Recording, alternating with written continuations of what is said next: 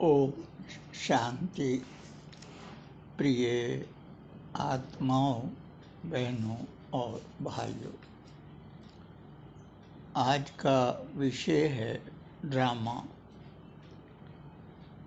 आजकल social media में आकर XBK अपने अपने अनुभव सुना रहे हैं।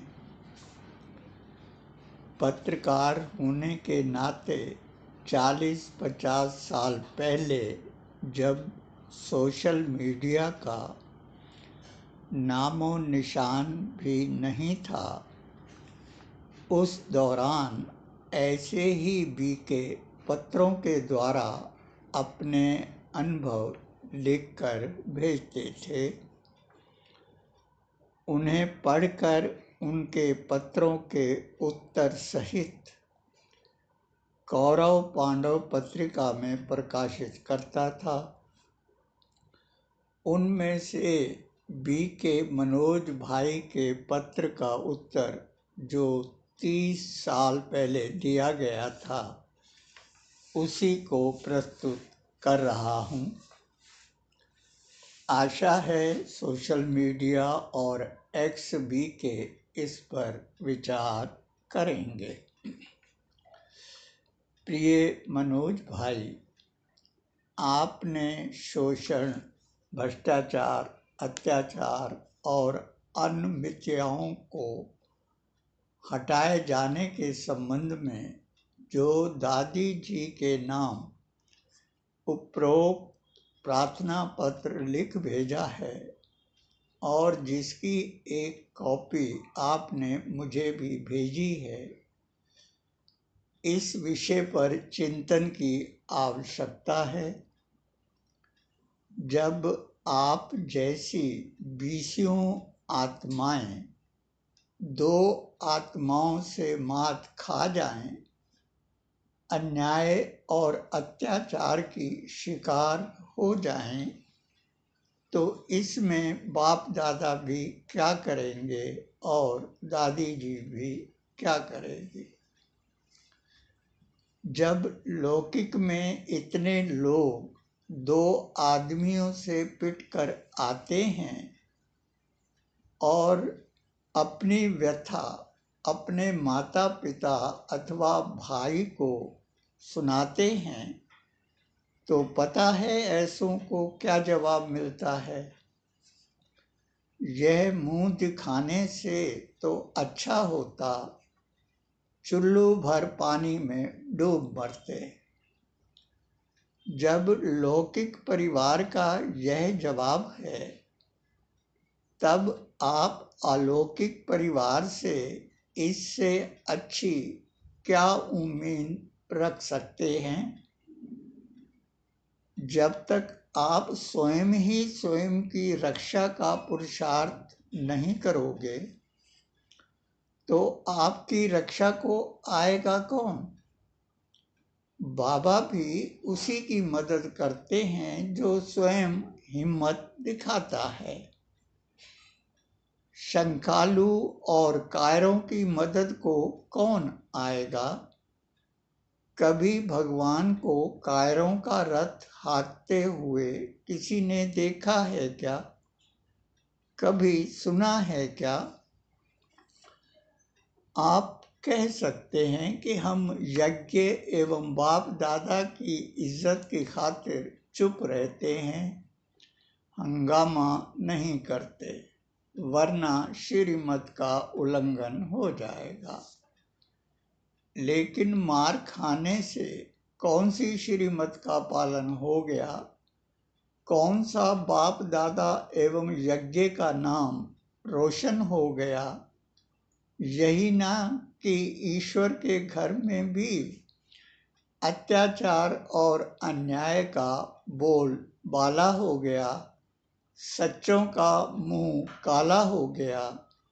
इसका जिम्मेदार आप उन्हें ठहराएंगे, मैं आपको ठहराता हूँ। धर्म का मतलब अन्याय करना नहीं है, तो अन्याय सहना भी नहीं है। फिर भी सहते हैं तो समझ लेना होगा स्वयं में कहीं ना कहीं कमजोरी है, इसे स्वीकार कर लेना ही हितकर है। वीर वह होता है जो मर्यादाओं में रहते हुए अपने कर्तव्यों का निर्वाह समझदारी से करता है।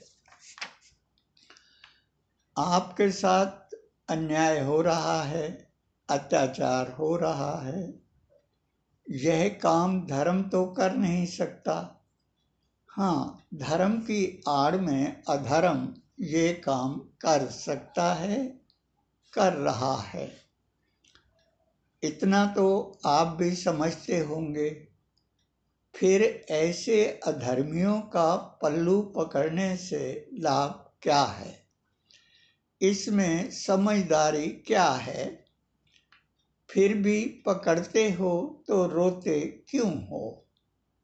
इस स्थिति को लाने में आप भी तो सहयोगी हो। आप सहयोग बंद कर दो, यह धार्मिक हो जाएंगे, सत्य और न्याय प्रिय हो जाएंगे, अपनी असलियत जान जाएंगे।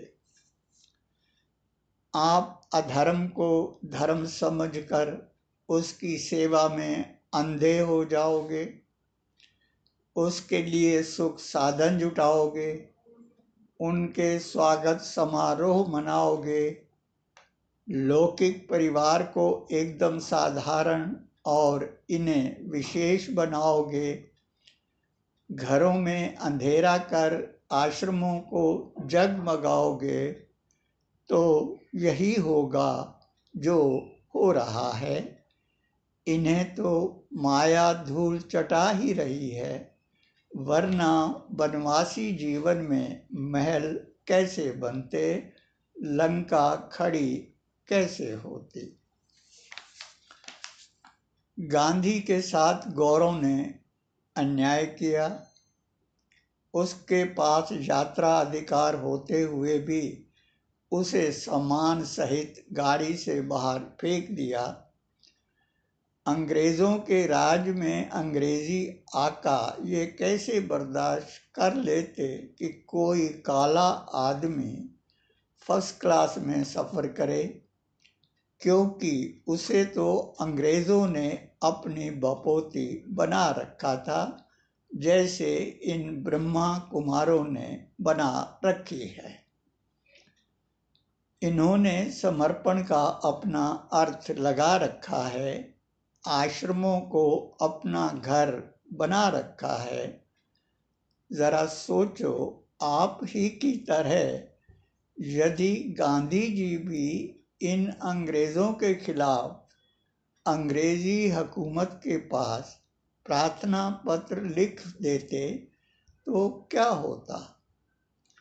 आपके उपरोक्त प्रार्थना पत्र का क्या हुआ, इसी से अंदाजा लगा लो। लेकिन गांधी जी ने ऐसा नहीं किया, हंगामा भी नहीं किया, हिंसा भी नहीं की। उन्होंने इनके विरुद्ध आवाज बुलंद की, अंग्रेजों से असहयोग करने का आह्वान किया, गर्जना की, जिसे सुन तिलक, नेहरू, पटेल उठ खड़े हुए।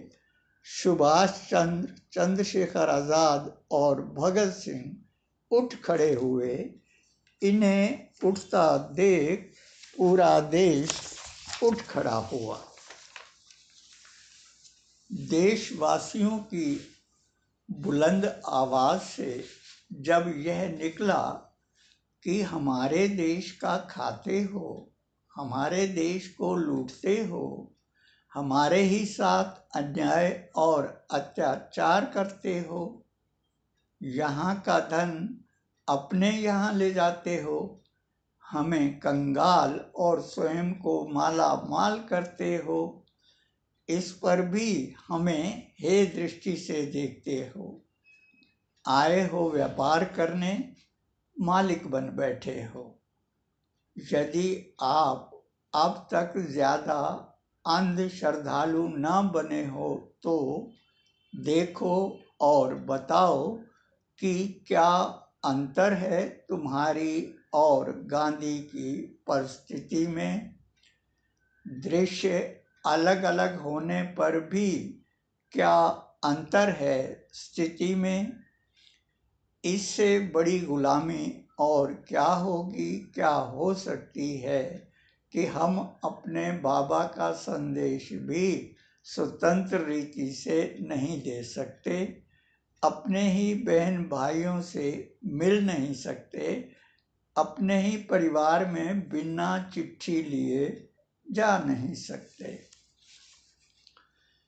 ड्रामा के अर्थ का अनर्थ क्यों करते हो। मान लो कोई मन चला आप सबके सामने किसी बहन से छेड़खानी करने लगता है, क्या तब भी तमाशा देखते हुए कायरों की तरह यही कहोगे कि ड्रामा कल्याणकारी है, ड्रामा बड़ा ही मीठा है, या उस मनचले को सबक सिखा दोगे, छेड़खानी का मजा चखा दोगे। क्या ऐसा करने से ड्रामा मीठा नहीं लगेगा, कल्याणकारी नहीं लगेगा? तो क्यों ड्रामे के अर्थ का अनर्थ करते हो? क्यों अपनी कमजोरियों को ड्रामे की आड़ में छुपाते हो? मर्दों जैसी देह मिली है तो मर्दों जैसा जीना सीखो, चाहे एक दिन के लिए ही सही, वरना 100 वर्ष भी अकारत है। फिर भी आपने जो हिम्मत की है ये भी बहुत कम लोग कर पाते हैं, इसके लिए आप धन्यवाद के पात्र हैं। इतना सब लिखने के पीछे एक ही मकसद है, एक ही भावना है कि अंधेरे का रोना रोने के बजाय क्यों ना मशाल जला दें। मुखिया बने बैठे ब्रह्मा कुमार कुमारियों से। ब्रह्मा कुमार कुमारियों को सोचना चाहिए कि चारों ओर से उनके खिलाफ विरोध क्यों बढ़ रहा है, क्यों आक्रोश पैदा हो रहा है। क्योंकि अब ये बहन भाई आपसे कहना चाहते हैं कि बहुत चूस लिया, धर्म की भी एक, धैर्य की भी एक सीमा होती है। लोग क्रांति के लिए कभी कभी ही तैयार होते हैं, लोगों का विरोध उनके शासकों के कारण है। लोग तो केवल प्रतिक्रिया व्यक्त करते हैं। आखिर कब तक श्रीमत की जेल में पिसेंगे, कब तक घुटेंगे, कब तक अन्याय और अत्याचार सहेंगे। बी के बहन भाइयों से, जरा सोचो, जब परिवार का मुखिया बिगड़ जाता है तो परिवार के दूसरे सदस्य उसे जिम्मेदारियों से मुक्त कर देते हैं ना। आज महारथियों का आचरण क्या बिगड़े मुखियाओं जैसा नहीं लगता? तो फिर जागते क्यों नहीं? याद रखो, किसी कार्य को गलत मानकर भी उसे करते रहना या सहते रहना आत्महत्या है। हम हवन का पुण्य तो चाहते हैं, परंतु हवन का ताप सहने को तैयार नहीं हैं। हम सुख शांति तो चाहते हैं, पर इस दूषित व्यवस्था को बदलने हेतु कुछ भी करना नहीं चाहते।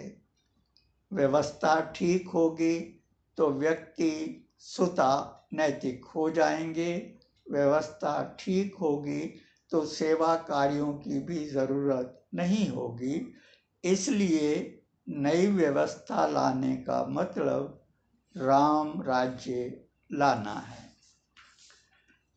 अंत में ब्रह्मा कुमारी ईश्वरीय विश्वविद्यालय में हो रहे अन्याय, अधर्म और अनीति के खिलाफ पिछले 50 वर्षों से मुहिम चला रहा हूँ। इस दौरान बातें बनाने एवं अपनी व्यथा सुनाने वाले तो बहुत मिले, लेकिन साथ देने वाला कोई नहीं मिला। इसमें इनकी गलती नहीं मानता। मैं सोचता हूँ कि मुझ में कोई कमी रही होगी जो इस मिशन को उसके अंजाम तक नहीं पहुंचा सका। और क्या कहूँ, जब हम मुट्ठी भर लोगों को, जिन्होंने तांडव नृत्य मचा रखा है, इनका सामना करने के लिए एकजुट नहीं हो सकते, तो लाइक करने अथवा शेयर करने से होगा क्या? ये सब बहुत हो गया, कृपया मत कीजिए। यदि कुछ करना ही है तो एकजुट होने का प्रण कीजिए और फिर देखिएगा। अच्छा, ओम शांति। शिव शक्ति पांडव सेना।